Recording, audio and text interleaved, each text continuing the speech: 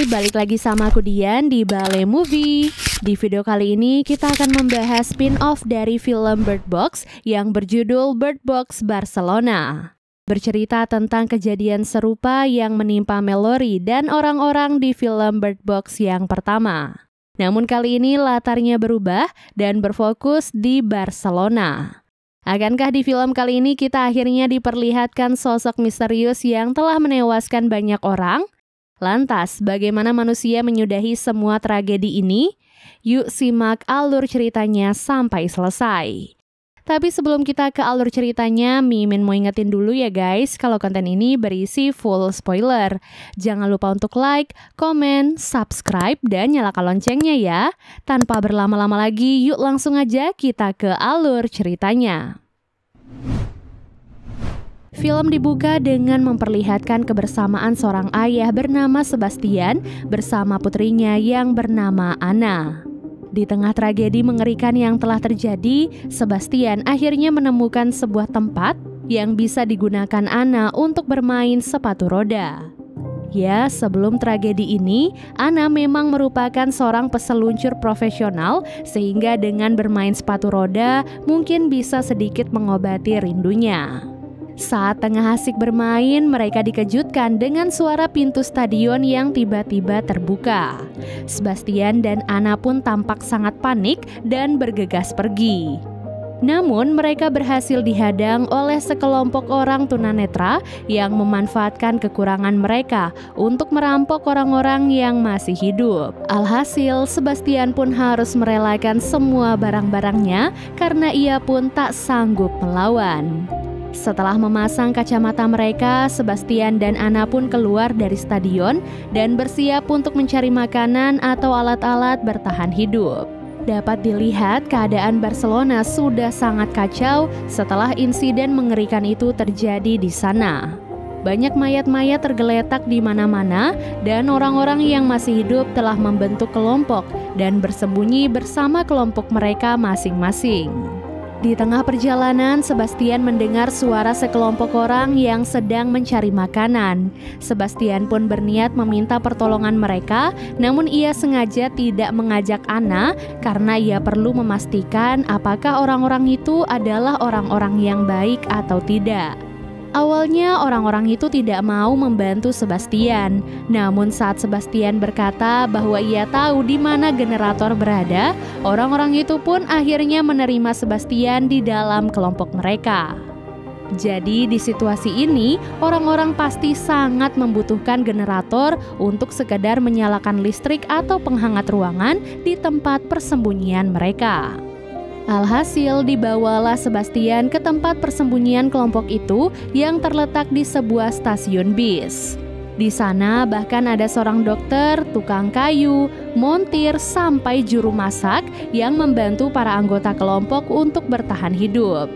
Seorang dokter bernama Liliana kemudian diminta untuk membantu Sebastian untuk menjahit luka robek yang ada di alisnya.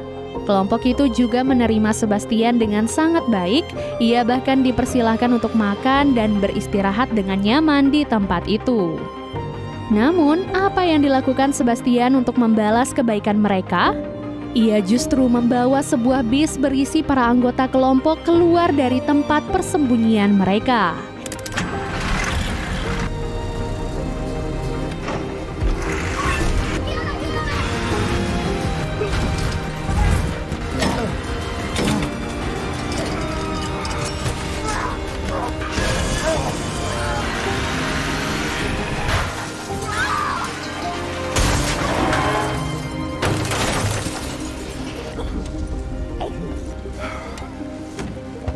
Mira.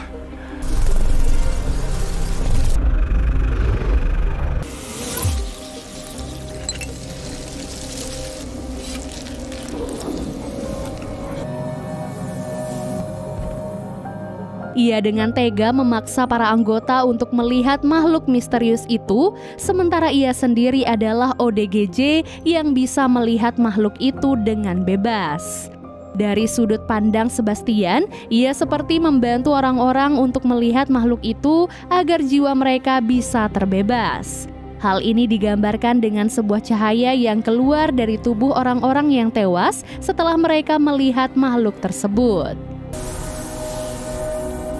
Sebastian menganggap dirinya sebagai pengembala dan orang-orang yang masih hidup adalah domba-domba yang masih tersesat dan membutuhkan bantuan.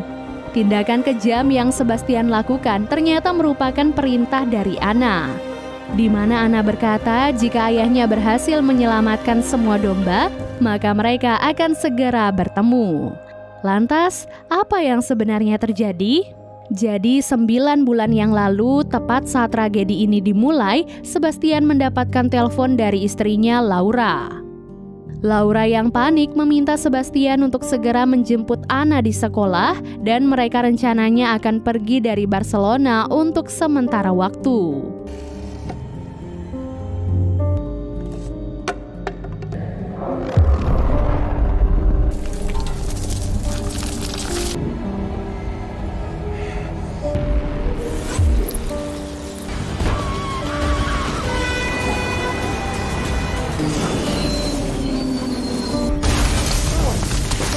Di tengah kekacauan itu, Sebastian pun berhasil menemukan Anna di sekolah dan bergegas membawanya pergi. Namun saat melewati gereja, Sebastian dan Anna bertemu dengan seorang pastor. Pastor itu berkata bahwa kejadian ini sudah lama ia nanti-nantikan. Menurutnya, makhluk yang datang adalah malaikat yang sangatlah indah, dan kedatangannya untuk menjemput para manusia agar mereka bisa segera menghadap Tuhan. Sebastian lalu meminta Anna untuk tidak memalingkan pandangan dari kalungnya, sementara ia akan berusaha membawa Anna sampai ke rumah. Sesampai di rumah, Laura telah menyiapkan segala keperluan mereka untuk pergi. Namun saat akan menjemput Anna, Laura menemui ajalnya karena tertabrak sebuah mobil. Kembali ke masa sekarang, Sebastian dan Anna kembali berpura-pura menggunakan penutup mata yang tembus pandang. Mereka terus menyusuri jalanan untuk mencari orang-orang yang masih selamat. Di antara orang-orang yang mati, terdapat tanda mata di dahi mereka yang sepertinya digambar oleh seseorang.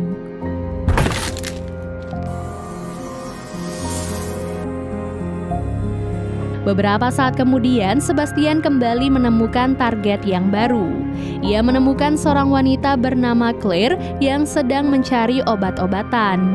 Claire datang bersama 2 lelaki yaitu Rafa dan Octavio, lengkap dengan kedua anjing mereka yang bertugas untuk membantu.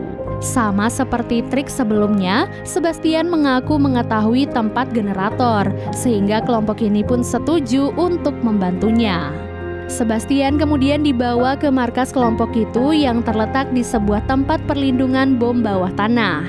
Selain Claire, Rafa, dan Octavio, di tempat itu juga ada seorang anak perempuan bernama Sofia dan sepasang suami istri bernama Isabel dan Roberto.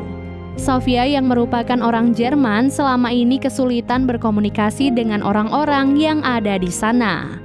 Untungnya Sebastian bisa berbahasa Jerman sehingga ia pun membantu Claire untuk menanyakan asal-usul Sofia. Sofia mengaku datang ke Barcelona bersama sang ibu. Namun tepat saat kedatangan mereka, tragedi ini pun terjadi dan ia terpisah dari ibunya.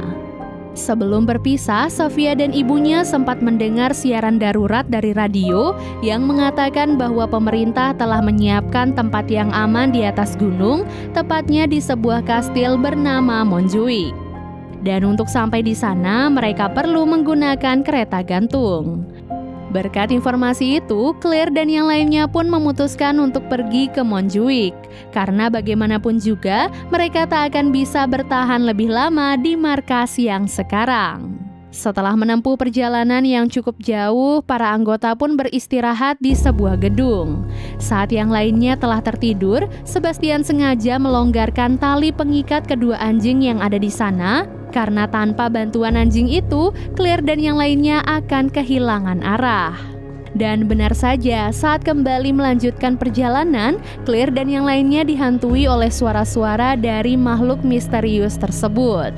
Mereka seperti mendengar suara orang-orang yang mereka cintai, yang kemudian menyuruh mereka untuk membuka penutup mata. Sebastian yang ada di sana menyaksikan bagaimana tersiksanya orang-orang mendengar suara-suara itu. Bahkan Rafa yang sedang mencari anjingnya tertarik untuk membuka penutup mata sehingga ia pun akhirnya tewas. Kedua anjing itu pun mendekati mayat Rafa dan membuka penutup mata mereka. Lantas saat Roberto mulai mendekati mayat Rafa, salah satu anjing menggigit tangannya. Octavio pun segera membunyikan peluitnya sebagai tanda agar yang lain masuk ke dalam sebuah gedung. Setelah membuka mata, mereka pun menyadari bahwa Rafa telah tewas, sementara tangan Roberto telah terluka. Dari kejadian ini, Octavio menduga bahwa makhluk misterius itu adalah makhluk kuantum yang tidak memiliki wujud pasti. Mereka menyerang bagian otak manusia sehingga memungkinkan manusia terhipnotis seperti mendengar suara-suara atau melihat orang-orang yang mirip seperti orang yang mereka kenal. Semuanya tergantung pada setiap individu sesuai ketakutan, duka, dan rasa sakit yang mereka miliki. Setelah itu, Sebastian melihat Sofia yang merasa takut dan bersedih. Ia pun mencoba menghibur Sofia dan memberikan kalung milik Anna. Tak disangka, Anna yang selama ini kita lihat hanyalah hayalan dari Sebastian. Seperti yang dikatakan oleh Octavio, Sebastian telah terhipnotis dan melihat makhluk misterius itu seperti sosok Anna. Karena ternyata Anna telah tewas setelah ia dipaksa untuk membuka mata oleh pastor.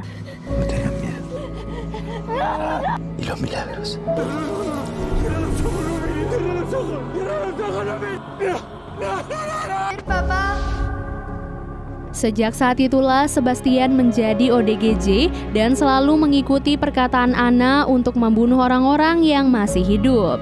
Karena Anna berkata, jika Sebastian menyelesaikan tugasnya untuk membebaskan jiwa-jiwa manusia, maka keluarga mereka akan kembali bersatu. Saat ini, pastor dan para anak buahnya terus memburu orang-orang yang masih hidup dengan kepercayaan bahwa ia adalah tangan kanan Tuhan yang harus membebaskan jiwa-jiwa manusia. Dan para manusia itu akan ditandai dengan lambang mata di dahi mereka sebelum akhirnya mereka tewas.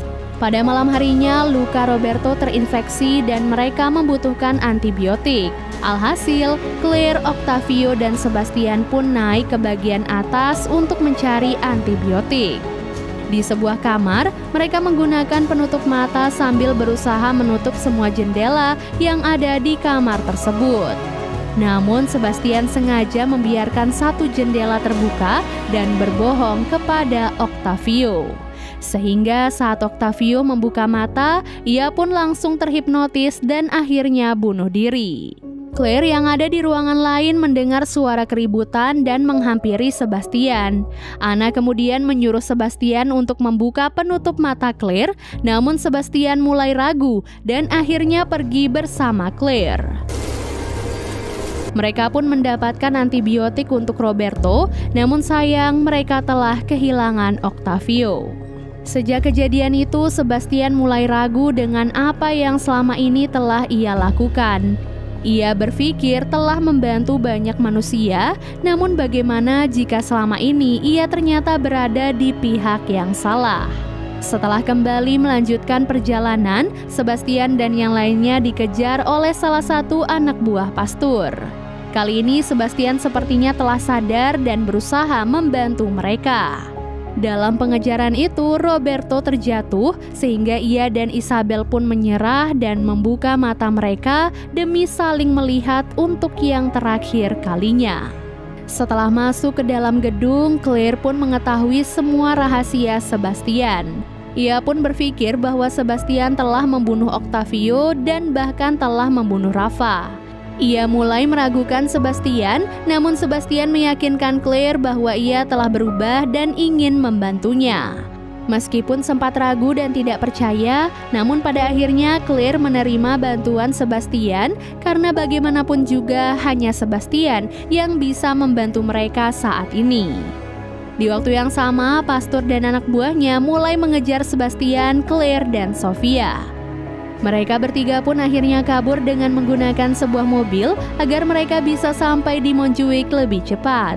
Sesampai di sana, Sebastian segera menyiapkan ledakan dengan mobil, sementara Claire dan Sofia diminta segera menaiki kereta gantung. Apapun yang terjadi, Sebastian akan berusaha sekuat tenaga untuk menghentikan Pastur dan memastikan keamanan Claire dan Sofia. Sebastian kemudian mengambil sebuah besi tajam yang lantas ia gunakan untuk membunuh Pastur. Sayangnya dalam insiden itu, tubuh Sebastian juga tertusuk dari sisi besi yang lain sehingga ia pun mati bersama Pastur.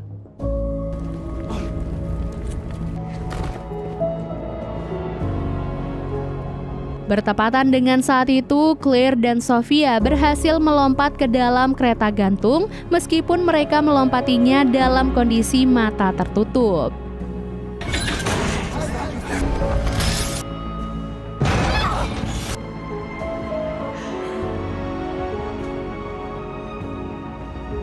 Setelah melewati kereta gantung, Claire dan Sofia akhirnya sampai di tempat pengungsian yang dijaga dengan ketat oleh para tentara. Di sana, Claire diperiksa lebih lanjut, sementara Sofia akhirnya bertemu dengan sang ibu yang ternyata berada di tempat itu. Di tempat pengungsian itu, pemerintah berupaya menciptakan vaksin dengan meneliti seorang ODGJ dan mempelajari perubahan epigenetik dari DNA mereka. Menurut penelitian sejauh ini, orang-orang yang mengalami depresi, duka, atau trauma yang mendalam bisa kebal dari fenomena tersebut. Untuk itu, pemerintah berupaya meneliti semuanya lebih jauh dengan harapan mereka bisa menemukan vaksin yang tepat agar manusia bisa kebal dari makhluk misterius tersebut. Dan film pun akhirnya selesai. Semoga teman-teman mengerti dengan alur cerita kali ini dan sampai jumpa di alur cerita berikutnya. Bye guys!